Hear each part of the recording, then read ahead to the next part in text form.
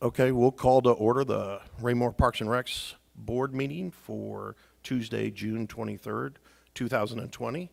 Can I get a roll call, please? Member Bartow. Present. Member Williamson. Present. Member Manson.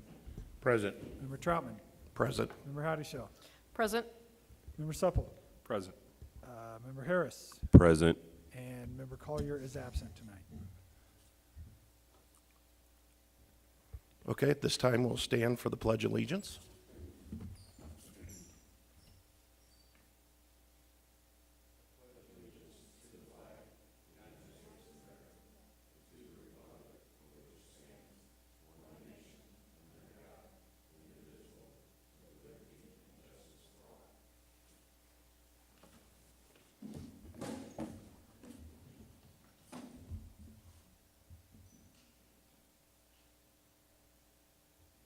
Next, we'll move to personal appearances.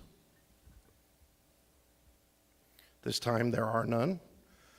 Next, we'll move to agenda item 5, consent agenda. We need acceptance of the minutes from the May 26th Park Board meeting. I move we accept the minutes from the May 26th Park Board meeting. Second. Great. Hearing a first and second. Any modifications? Hearing none, we'll move into the voting. All those in favor? Pass 7 yea.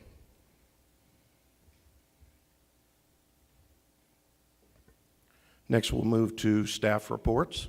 Director? Thank you, sir. I'll ask Superintendent Rulo to make a parks report. Thank you. I submitted a written report. Just wanted to hit on a few items. Baseball started last week, our leagues, so the guys have been getting into that routine of prepping all the baseball fields. I don't know if anybody's been down there or not. It's a little different this year because of the coronavirus. I think we're only playing 2 to 3 fields a night, just so we have the social distancing going on.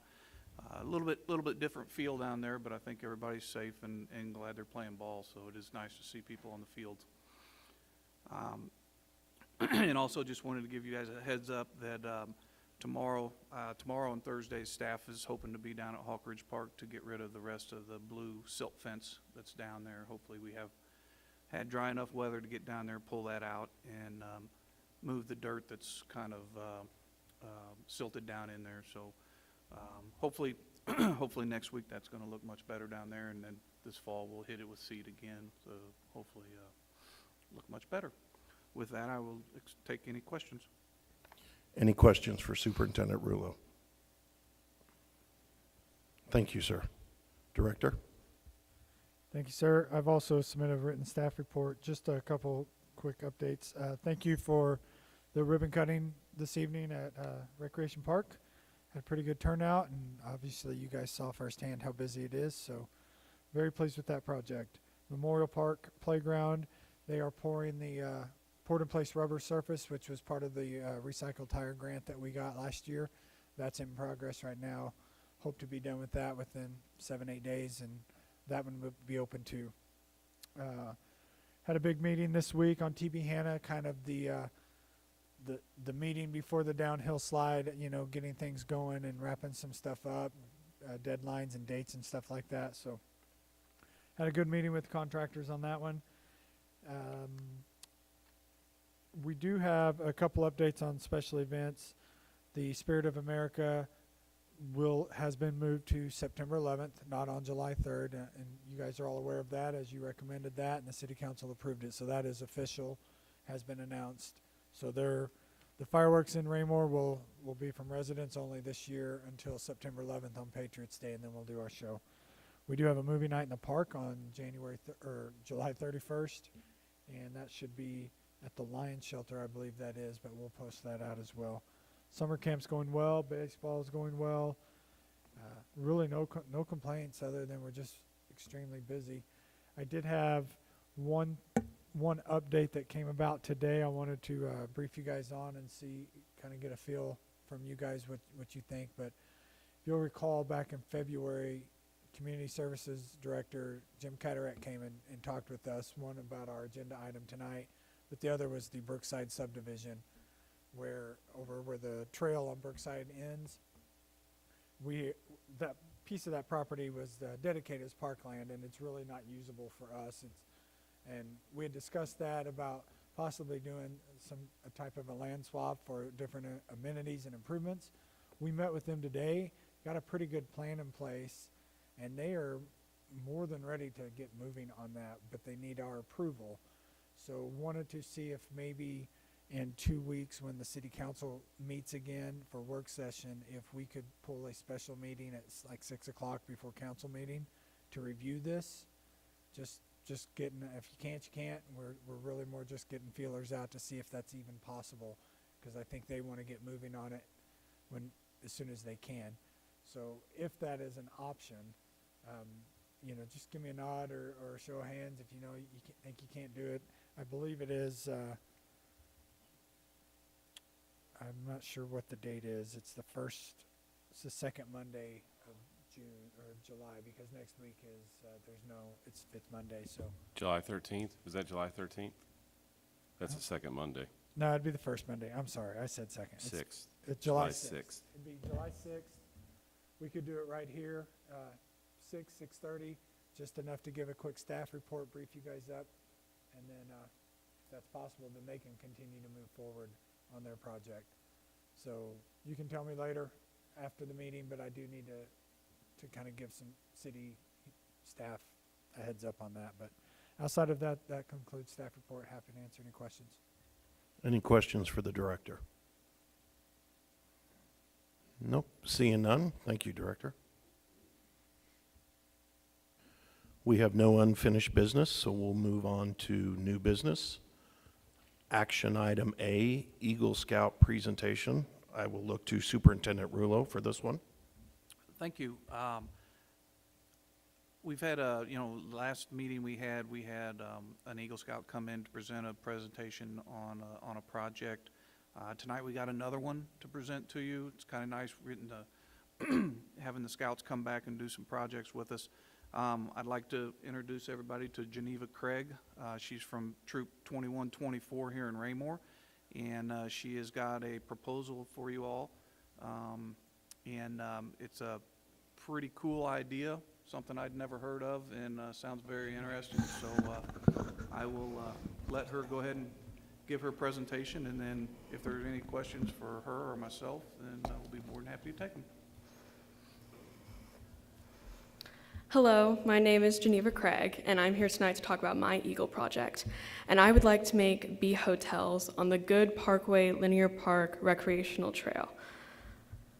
I want to make this project because over the past few years, the bee population has been depleting, and I would like to increase or balance out the population. What are bee hotels? You're probably thinking, what is she talking about? So, bee hotels are wooden structures that are open-faced that hold these tube-like structures that solitary bees will, they will, what's the word? I'm sorry.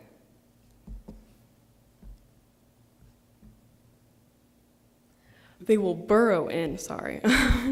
So they burrow in, and without bee hotels, they have to burrow into the ground. But since most people use pesticides and other plant-killing things, the solitary bees don't really have a habitat to live in anymore. And what are solitary bees? So solitary bees are non-aggressive, non-swarming bees that do not live in hives.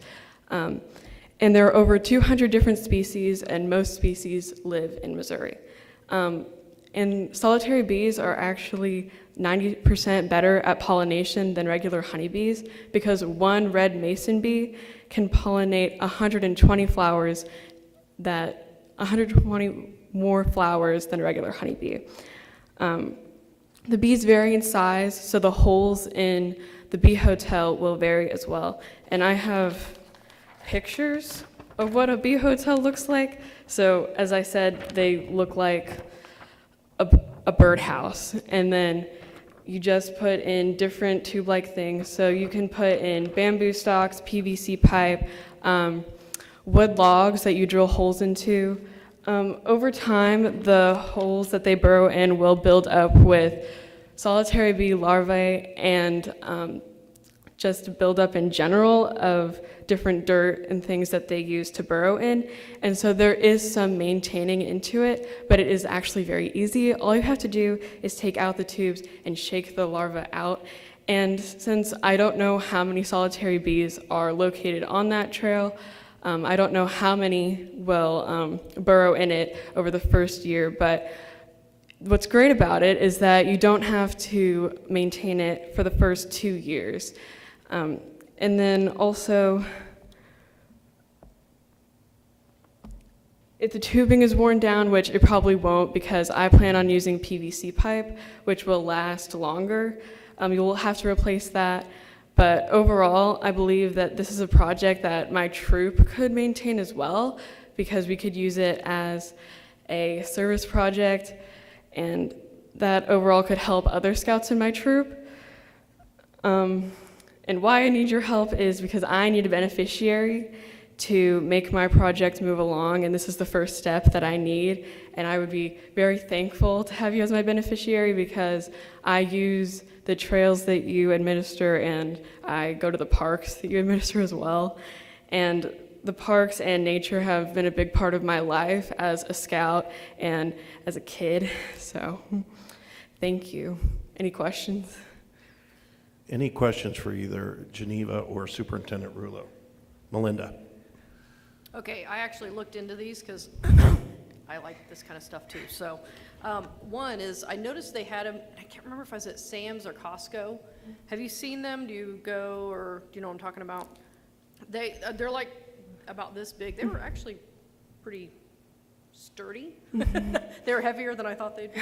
But one of the things I read in there was that I'd talk to them about maybe getting some donations. So I'd hit that route.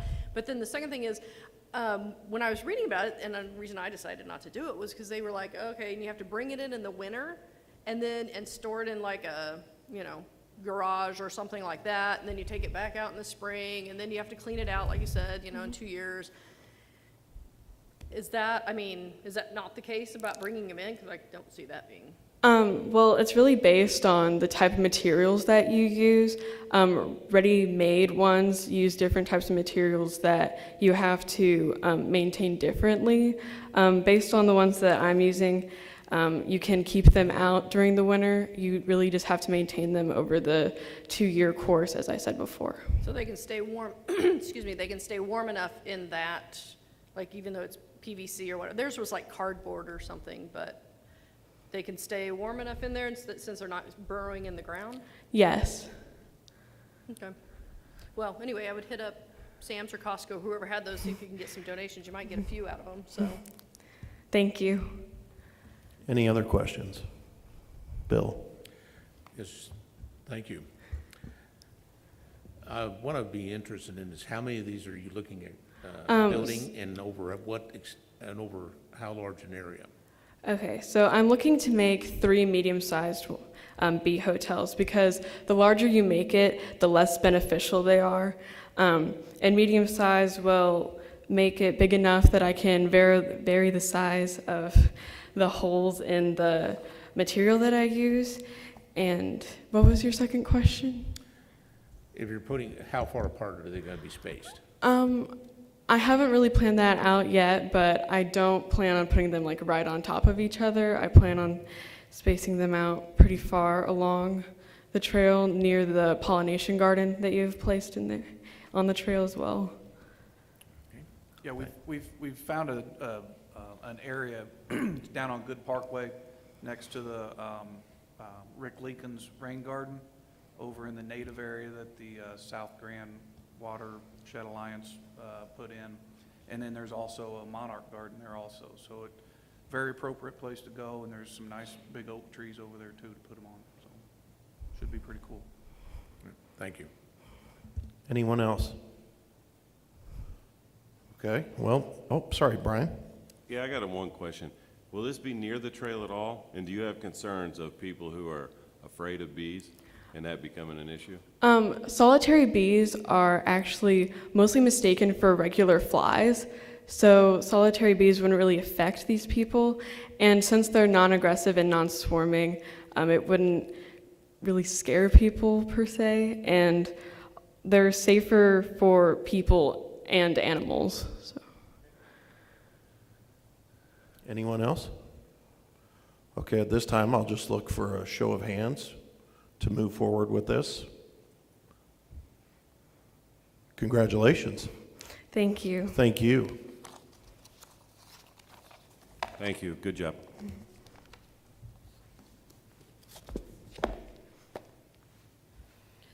All right, we'll move to action item B, Parkside Development, Parkland Dedication. Director? Thank you, sir. Tonight, I bring a proposal to you from Parkside Subdivision. I know that we have briefly talked about this back in February and on and off over the past several months. Officially, they have submitted a plat, and we are the first step in that process as part of our new regulations for parkland dedication. That requirement is up front within the application process. So we are the first step.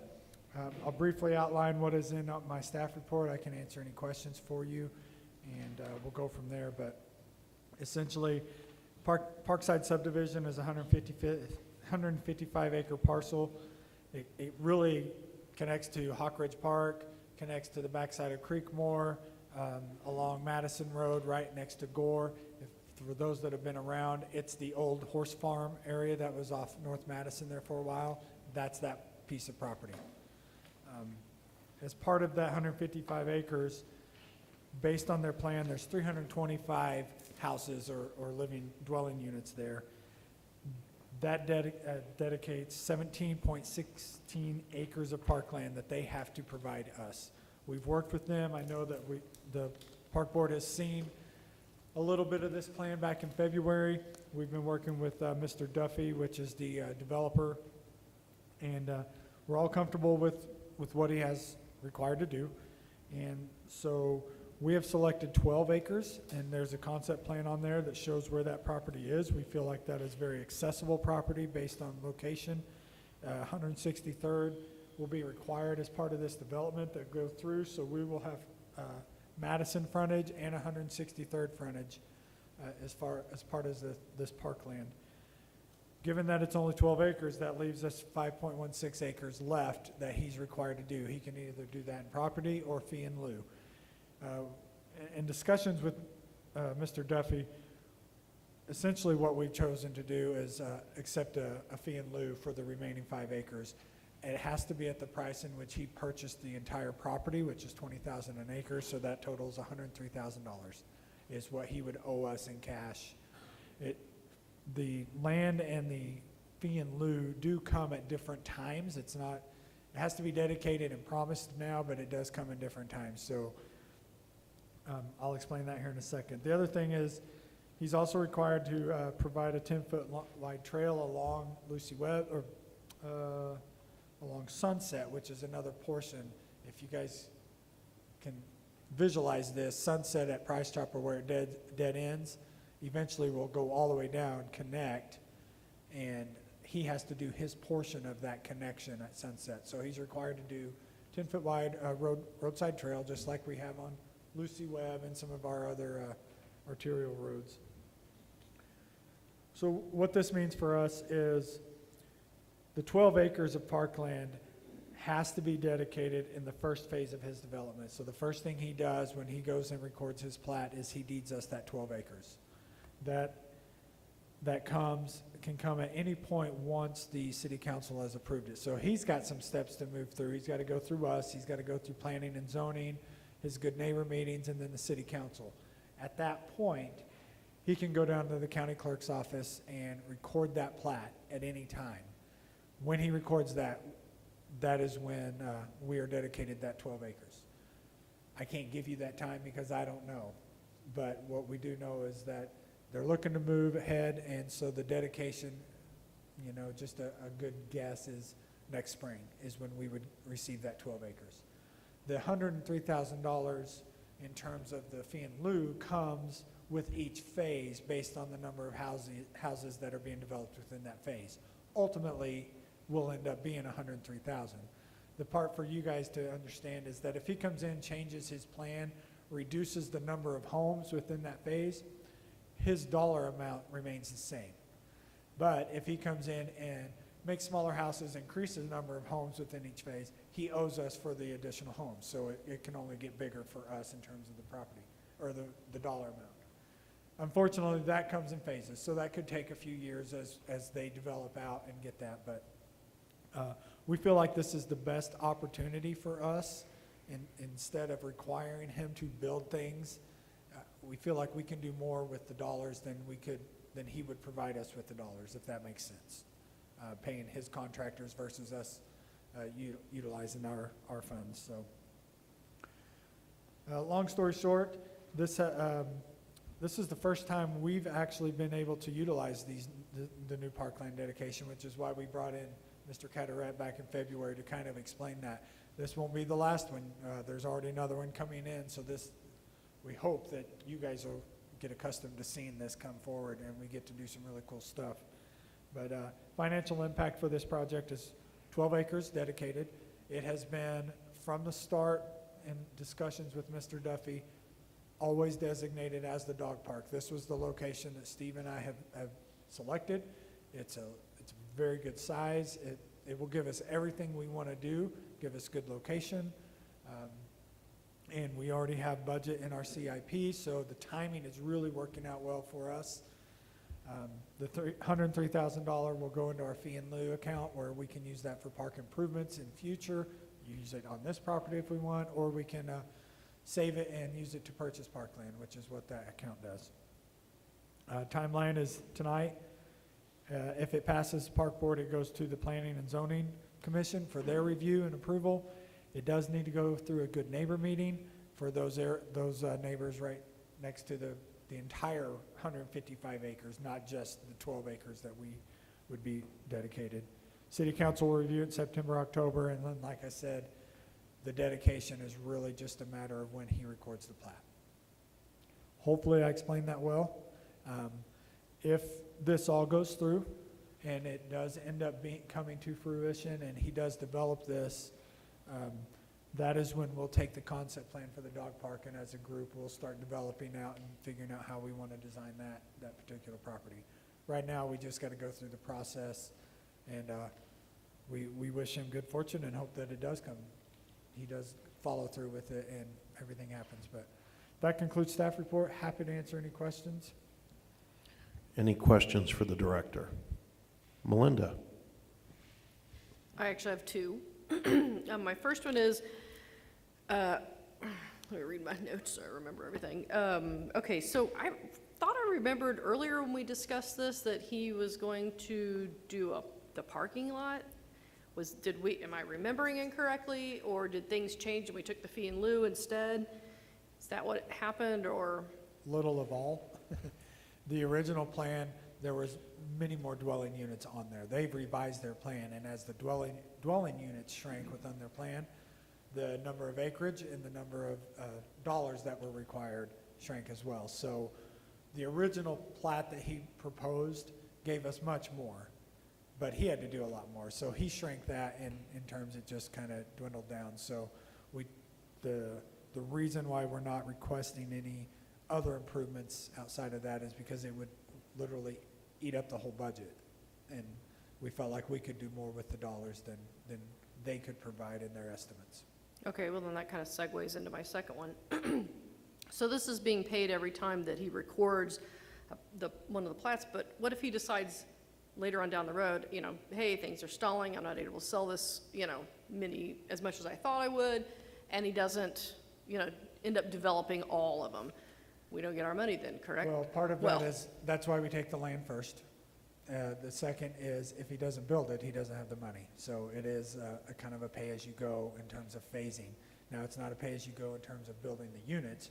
It's when he records that phase of the plat, that's when he pays us. Regardless of whether he builds that out, he owes us for when he records that. That's why they do those in stages. So ultimately, you're right. I mean, if there's 12 phases and they only do 6, then we would only get half of what we are promised based on code. But So then wouldn't it be more to our benefit to use that money towards, electricity or water and, maybe not a parking lot, but towards the other stuff that we need to purchase to put in there? And then we're getting our money up front. I'm just thinking if he doesn't end up, going through with it, which we've seen plenty of times before, we're the ones that are gonna, Those improvements would still be considered as like the fee and lieu, so they wouldn't be all developed up front. Does that make sense? yeah. So yeah, we could ask them to do that, but it could take him 5 years to do a piece of parking lot and then a water connection.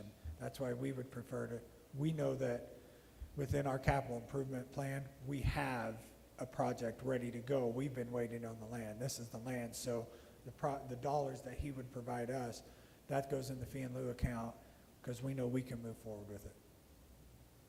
That was the approach that we took, is we would prefer to take what we've been needing more up front and get it done. Right, okay. Thanks. Brian? I move we accept the parkland dedication as presented. I'll second. Okay, I've heard a first and second. Any conversation? If not, we'll go to the vote phase. All those in favor?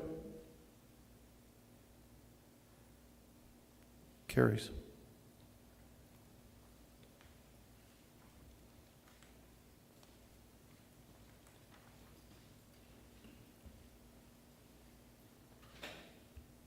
Next on the agenda is board elections. At this time, I will call for nominations for board chair. Bill? And I nominate for chair Steve Trotman. I'll accept. Any others? Okay, at this time, we will vote for board chair. All those in favor? Okay, 6-4, 1 abstain.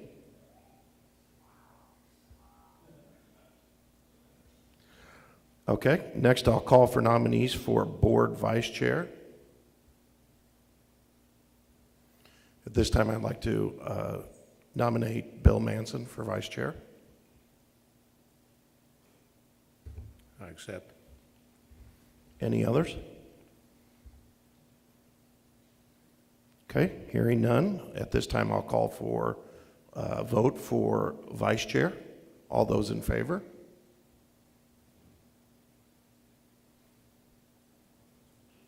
Uh, 6-4, 1 abstain.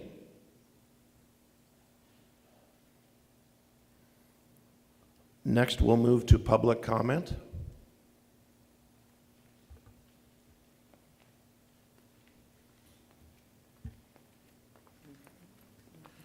Welcome. I'd ask that you Thank you. state your name, your address, and limit your comments to 5 minutes, please. Okay. My name is Brad Ryberg. My address is 1532 Horseshoe Drive. And I'm here tonight about disc golf. Rec Park is about 5 minutes from my house. I'm a big disc golfer. I've been playing actually 2 months straight. And so when you spend time somewhere, you notice things that maybe need some improvements. And I've noticed a couple spots where there could be an improvement to the bridge to go across the creek. And then there's actually another spot that I would like to put a bridge. So I approached Eric Eastwood about it because he's kind of the go-to with that course. And he said to come here and approach you guys about asking for permission to make some of those improvements. There's a bridge from 10 to 11 that right now actually crosses through hole 18. So if we could go around the back side of that hole, it would make it to where you wouldn't be walking across where someone's maybe throwing. We went over to Hawkridge Park, Eric Eastman and I did, and looked at some bridges that have been recently put in there. So we would go with something similar to that.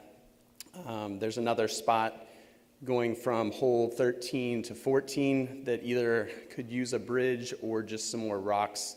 Some of the creek has washed away some of the bridge there, actually some of the bank, so there's some mud, so just be an easier way to travel across that creek. So, but that's why I'm here. So if you guys have any questions for me, or I'm just also kind of curious about how that works as far as getting some of those improvements done. Okay, any questions? None? Superintendent Rulo, what are your thoughts on these two projects? I definitely have to go down and take a look at it. I think the original plan, I think Eric and I looked at doing something back behind 18. And I may be totally forgetting things, but it seemed like the level on one side was higher than the other. That correct? It hasn't changed? It's Okay. pretty well straight across right now. I need to just go down and take a look in both these spots, what they're wanting, and see what's going on, and then we'll take a look at it and come back to you guys. Okay, excellent. Yes, Melinda? Can they build this themselves? I thought we had some kind of, that, That I don't know. That's a good question, because I know we had to take the one bridge out because it was not engineer approved. Don't know if you know any more on that or not, Nate? First of all, it would depend on what we're wanting to do. I would have to take the design or whatever we want to do. If it's outside the realm of just boulders and stuff, just walking paths, we really need to take it, look at that design, and then run it by the insurance company to make sure, we're not liable for anything, we can pass that, and then we can work out a deal, kind of like we did with the mountain bike group that are building that trail over there, which is more like an MOU. You can do things, but if you need mechanical equipment or things like that, then we got to partner or we got to contract that. But if it's all hand tools, things like that, where you're out there doing that work, we don't really have any issues with that. So I think what we need to do first is we'll let Steve look at it, and then we need to get you guys, and Eric knows how to, and I can get you my card, get you scheduled for a future work session where you can come in and show us the plan, what you want to do, then we can talk about it and make a plan going forward. Okay. I will tell you now, and I think Eric's probably giving you the heads up, this is like turning an aircraft carrier. It's not speedy. You're not going to get this done next weekend, so you have to be patient, but we'll get through the process, and then we'll get moving forward and figure out what you can do, what we can do, and make some improvements, especially if there's safety. If it's a safety issue, that takes top priority more than just cosmetics in play. Right. But the first step is we need to go look at what the area you're talking about, and we'll get you on the next work session or a future work session that you're available for. And then we can sit down when we're at the other building, a little more non-formal session and talk it through and figure out what you want to do. Okay.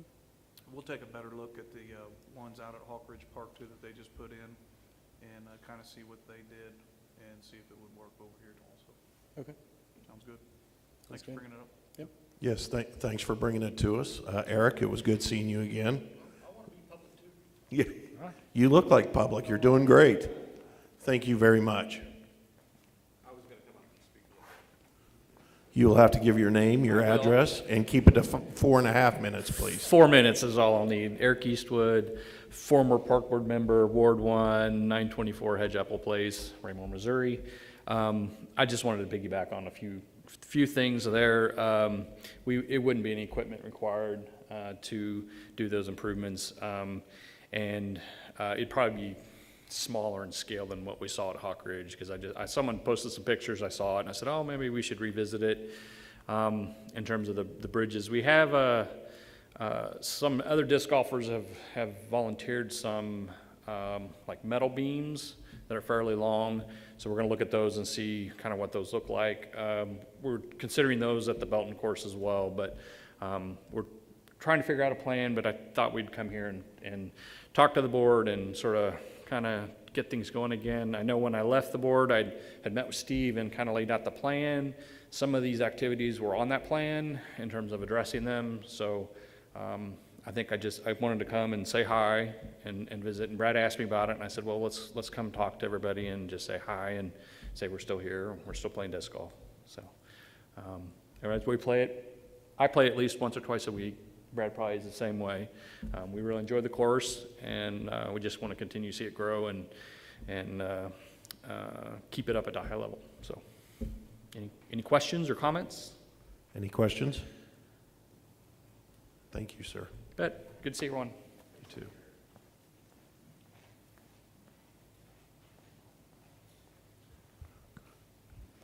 Good to see you, Mr. Supple. Just in time to leave for board member comments. You want to scream any yelling out the door? Board member comments, Mr. Bartow. Steve, the baseball fields are in fantastic shape. You and your staff have done a great job on those things. Thank you very much. I'll pass that on. Chanda. Have nothing. Okay. Bill. Yes, dedication on the playground at Rec Park was quite moving. There was plenty of kids working all over it. It makes the money worthwhile. And that was, it's still beautifully designed. And it's just one of those things that proves up that we're still doing some good work. And it's good seeing you, Eric. That's it. Melinda. Last week, I kind of drove by and hit all the parks just to kind of see what we were doing and where things stand. And it's fun to start seeing change every time I go, so it's exciting that we're, progressing with a lot of this. And then again, today with the ribbon cutting, being able to see that. And, when I was out there, it was like in the late in the evening. Kids were out there playing. So anyway, so that's fun. And this is heading in the right direction. So it's good to see some progress. Brian. Yeah, I just want to thank staff. I'm going to steal Steve's thunder because he does it every 2 weeks, but I'll thank staff again. The park looks good. Was out Sunday morning real early on Father's Day playing tennis with the sons, and nobody was out. Yeah, there were a few people out on tennis, but it was pretty quiet. Go out there tonight for the dedication. We drove by the equipment, but didn't get really out. So you don't really see the size of it and the scope of it. But then today you see all the kids on it, and it was packed. And you see baseball is packed, and you see people out there playing football. And basketball was busy, and the tennis courts are slammed. And then as I'm driving out, I see 10 people playing disc golf. So Rec Park is, and there were cars in the parking lot for the rack. I don't know what's going on inside, but if we got that glass wall, if we could only have built that glass wall, we'd see. But it's obviously the park is getting busy, which is good to see, which means we're coming out of the pandemic scare a little bit, I think, which is always good to see. Still continue to be safe, but certainly enjoy our amenities. As I look through the packet and I see the pictures, TV Hannah's coming together, Hawk Ridge Park is looking good, Memorial Park playground's getting finished up. So we have a lot of projects coming up this summer into fall session where I think we're going to see more activity out there. So I'm sorry that you guys got to work so hard this summer and do that, but man, it's looking good, and things are looking up for Raymore. So, and thank you for everybody who serves here too. It's good times, good times. Thank you. Well, that's going to be hard to follow up, but everything Brian said, I agree with. It's funny, if you lived in this town even 10 years ago, nobody would have imagined all the things we're seeing when we went out there for the dedication. It was truly amazing to see every part of that park utilized. And I'm sure Hawks Ridge is the same, Memorial Park. It's really neat to see. And thanks to City Council and the mayor for green lighting a lot of our projects. Thanks to you guys for getting them moving forward. And again, thanks to staff for all the help in putting it all together. It is truly exciting at this point in time to live in Raymore and see the continual growth that we waited for so long. So that is awesome. And that's all I have. So we will move to adjournment. I move we adjourn. Second. Hearing in first and second, all those in favor? Passes. Done. Also want to congratulate you two on your win. Good victory,